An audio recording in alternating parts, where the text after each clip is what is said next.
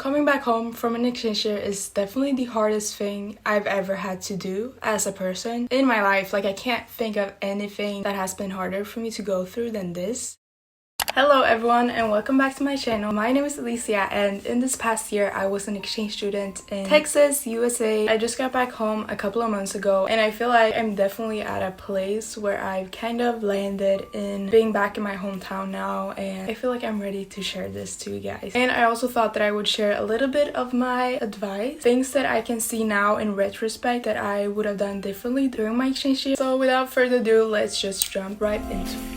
So coming back home from an exchange year is definitely the hardest thing I've ever had to do. I feel like there's so many different stages that you'll be likely to experience. So I kind of made up my own stages and the stuff that I went through, and that's what I'm gonna share right now. So the first stage for me was definitely like the shock and the depressive stage. It's when it all just hits you at once and you're realizing that you're leaving this whole life that you created behind. Because it is such a big thing to take in, I hadn't really been able to process that it was actually happening. Like, I obviously knew that I had this flight on Friday or whatever, but I couldn't really actually grasp it. And because I didn't process anything, it just all came to me as a shock when we were on our way to the airport. All the way from leaving my house to going to the airport to being on the flight to going to farewell days, I was just bawling my eyes out. And I remember back at farewell days, I wrote on like the first day when I came there that it felt like I'd just been woken up in the middle of my dream and then just getting thrown back to reality. And it was also in the end of my year that I felt the most comfortable with my life over there. I just felt so settled in, and then I had to leave it all. The thought of that you will never really get back to that life is just so heartbreaking. Sure, you can always come back and visit, but you'll never get to actually live there as a normal teenager. And in this depressive stage, you will probably experience a lot of homesickness to your home in the US. And it was definitely a harder kind of homesickness than the homesickness that I felt to my home back here in Sweden. When I felt homesickness to here, I knew that I would always come back and it would all be the same. But now when I feel homesickness to the US, I know that it will never be the same. So the second stage, I would say, is the denial. In the beginning, I was definitely refusing to let go my Houston life. Mentally, I was definitely still there. Like, I literally stayed up till 3 a.m. every single night just to be in the same time zone as everyone else, constantly looking through social media because I just didn't want to miss out. I definitely had both of my feet grounded in the US still, even though I was here in Sweden. Since I felt like everything just disappeared too suddenly, I didn't want to realize that it was actually over, so I just wasn't able to fully let go of it. One of the weirdest stages must have been this one. It's when you come back home and you might imagine yourself feeling like everything is gonna be so different, you're gonna be a completely new person. And to be honest, it was like that a little bit, but everything also felt exactly the same because everything looked exactly the same. It kind of felt like the US was just this big dream. I don't mean like a dream like everything was perfect and all of that. It literally felt like it was a daydream, but yet everything also feels different. It's because you are different. A part of you now belongs somewhere else. What really helped me was to start packing up all my stuff from my US life, just kind of mixing those two lives together, putting up pictures and all of that can really help to remind you that it wasn't just this dream, like it actually happened. The next stage is definitely the reverse culture shock. So if you don't know what that is, you have probably heard of culture shocks before, and that is when you come to this new culture and everything is so different and you feel this shock. What you may not think about is that when you come back home, you're gonna feel culture shocks here as well. Even though you lived here your whole life, everything is still gonna feel different and you're not gonna know exactly how to exist in a society that you've literally lived in your whole life basically, except when you were away from a year. Some people might even be mad at the differences at first because you miss your life in the US so much that you just feel like everything that you do here in your hometown is just stupid. I think over time you'll just start to accept it and appreciate the differences, and even just speaking your native language again will be so hard and you will feel like it's easier to express yourself in English now. The next stage that I'm going to talk about is how it feels like meeting all of your friends from back home again. As much as it is exciting, it will also be something that's confusing since my friends and I are both so different now. A lot has obviously happened in my life, but a lot has also happened in theirs, which you need to realize. I just felt like it was actually hard to make conversation and knowing what to talk about. You would think that there's so much to talk about, like you've been gone for a year. I feel like there was so much that had happened to the point where I didn't even know what to start talking about. You will get the question so many times like, oh, how was your exchange year? And you won't know what to reply except like, great. It's so hard to summarize a whole year into a sentence, and you will feel like no one will relate to what you're going through and what you have been through because they obviously can't. The only people that can are other exchange students. And I also felt sort of this guilt of missing my old life in the US so much. You feel like you should just be happy that you're back now with your friends that you've missed so much, but still you can't really help to miss your life from the US, and that is completely normal. And one thing that also really shocked me, people that I would definitely consider as my friends, but that I hadn't really talked to during my whole exchange year, they were like coming up to me and being so excited to see me and just were asking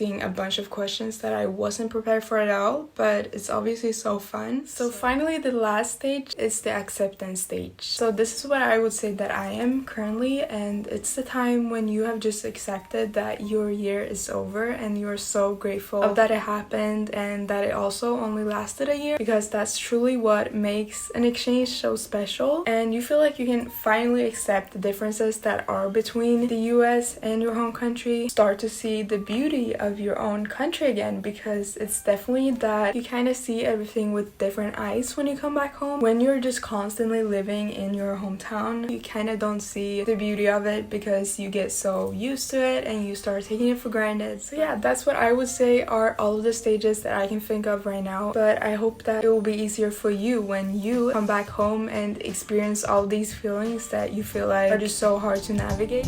So now I thought I would start talking about reflections that I've done after my exchange year and things that I would probably have done differently if I could do all this once again. So what I would have done differently in school and just with getting friends and all of that is to join like a club from the beginning, because in my school anyway, I felt like most clubs were very serious and not as I imagined them to be. Most clubs was definitely just for people that wanted to have something that looked good for college. You had to apply to join them in the beginning of the year, and I didn't really know that. When I started thinking about joining some kind of club in the middle of a year, I was unable to join quite a lot of them, so I ended up not joining anything, and I just feel like it would have been really fun for me. I think I would have expanded my social circle a lot more by doing that. Some of those clubs just looked so friendly, especially like Stuco. So if you have that at your school, I would definitely consider looking into it. Also, you can join other sports as well. Definitely make sure to know what sports are in what season and plan accordingly. And I would have also done this because I had these 2 months, I would say, that was the absolute worst in my whole exchange year. The main cause was that I wasn't occupied with pretty much anything. That was something completely new to me, to just not have anything to do, and that led to a lot of boredom and homesickness. And just when you're not occupied, you really do have time to start thinking about home a lot more, and it's just not good. So I would say keep yourself occupied as much as you can, and therefore join as much as you can at school. My next tip is to talk to everyone that you think seem interesting. I definitely knew some people that I thought looked so friendly, but I was never brave enough to actually go and talk to them, and I still to this day regret not even talking to them. Like, you can even just shoot them a DM and it wouldn't be weird at all. Like, some people definitely did that at my school. They were like, oh hi, are you the exchange student? Yeah, we should meet someday. Even though it might be hard, because I know in high school there's a lot of groups of people that have known each other ever since elementary, and people are just very much in their own groups, so it can be hard coming in as a new student to just trying to invite yourself to these new groups. But I think it's worth a try anyway. An exchange year is definitely about going out of your comfort zone and doing stuff that you normally wouldn't be brave enough to do. Worst case scenario, the people won't want to socialize with with you or whatever, at least you can be safe with the fact that you will never have to see these people again after this year, and it doesn't really matter what you do as long as you treat people nicely. Of course, you never have to go back if you don't want to. You can just experience with who you want to be and be the person that you've always wanted to be. But I think it was because I didn't have classes with a lot of these people, so it was kind of hard for me to get out of my way and contact them. And speaking about classes, as you probably know, I didn't want to go on this exchange year to study, and I don't think that's what most exchange students want to do, except if you're like trying to make your year count. But my year personally didn't count, so what classes I took didn't matter at all, and therefore I only took the easiest classes. What you have to realize by taking the easiest classes are that the people in those classes won't care about school either, and that was definitely the case for me. The people that I was in class with had no motivation to anything, no motivation to socialize, no motivation to even stay up. Like, most people were just sleeping, and I'm not trying to sound shady here, but this is just the reality. I had such a hard time making friends in my class. It's kind of hard to socialize when people were just staring at their phones, not having a single interest in anything that was going on in the class. I was also just in classes with juniors mostly because I was personally placed as a junior even though I was supposed to be a senior, so I had classes with people that were probably like 2 or 1 year younger than me, which doesn't really matter that much actually. Like, I totally hung out with freshmen and didn't have a problem with that at all. Like, age gaps in the US doesn't really matter, but yet I still think that it would have been nice to have some kind of harder classes with some seniors maybe that actually cared a little bit about school, because if they do that, then they also care about socializing, and like, I don't know, they were just more engaged with the school and the activities and like followed every single spirit day religiously, and it just seemed a lot more fun than the classes that I was in. So that's just something that you should maybe take into consideration when picking your classes. I mean, that also comes with that you have to study more, so if you think that's worth it to get better relationships, then definitely go for it. The next part is what I would have done differently with my host families. So the only advice I can give you with host families is open communication. You need to communicate every single thing that you're feeling, every single thing that you feel like is not working out for you, or whatever is on your mind. Communicate. So many of my issues could have been solved if I only had been better at communicating my emotions, but as a person, I'm just very closed off. That just made things so much harder than they needed to be. Like, I just kept bottling up so many stuff within myself, which made small problems so much larger than they needed to be. I definitely regret doing that, but I also don't know if I would have done it differently, because that's just who I am as a person. But don't be like me. Communicate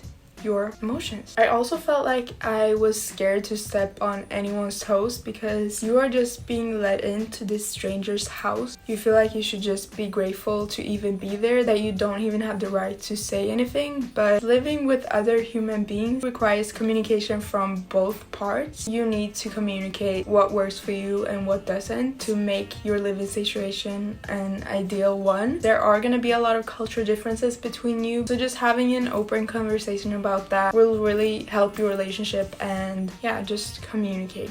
Lastly, I thought we would talk a little bit about packing, because now coming back, I know what I would have done differently. I personally got to hear from my exchange organization that you should only pack clothes that will last you for like 2 to 3 weeks, because you're gonna buy so many new clothes in your host country and you need the space for when you go back. But personally, I missed so many of my clothes that I couldn't find in the US because I just felt like the style wasn't the same. I definitely regret not just packing everything that I like. So what I ended up doing was asking my mom to ship me clothes, which is just so much more difficult and cost a lot more money. And I would also say to pack warmer clothes, even if you're in a state like Texas where it's so hot. It still got pretty cold in winter, and with the cold AC, you will need some warmer clothes too. Also, super important to look up your dress code, because you don't want to be kicked out of the school, so you just don't really have another option. So definitely look into the dress code on like your school's website once you get your placement. Don't just pack like super tiny cropped tops and stuff that you won't be able to wear most of the time anyway. Like of course you can wear that on your spare time, but the majority of the time you won't be able to wear them. And the last thing that you just need to pack, that I personally did pack, so this is not a regret, this is something that I loved that I packed, that was an adapter, because the US has different cords, and I also brought like a whole extension cord so you can have multiple outlets, and this is a requirement. Like you need this, you're gonna regret yourself so much if you forget it. I have gotten the question so many times if I prefer my life in the US or Sweden, and unfortunately I do not think there's a good answer for that. Both of my lives are so different, and they're so good in their own unique ways, so there's really no way for me to compare them. The perfect world for me would be if I could take the good parts from the US and the good parts from Sweden and just mix those together. Even though the worst part has definitely been to leave my exchange year, I can now start to appreciate that it only lasted for a year, because I think that's the beautiful part of an exchange, that you just get to create this life for a year, and in return you get friends for life and a second family for life that will last so much longer than the year that you created all that. What makes this so special is that it only lasts for a year, and that makes you want to do the absolute most of it. And if I would have moved there for a lot longer, I feel like I wouldn't have experienced as many stuff actually, and would have started taking it for granted and just not lived it to the fullest. And if you haven't decided yet if you want to go on exchange year or not, then I would definitely advise you to. It is the best decision of my life still, so just learn from what I did wrong and stuff, and I hope that you will have the best year ever if you are going on one, or if you have just started your exchange year. Make sure to enjoy as much as you can out of this. Don't take anything for granted, and you are gonna have the best time ever, I'm sure. That was all that I had to say in this video. I really hope that it was helpful, and I will see you guys in my next video.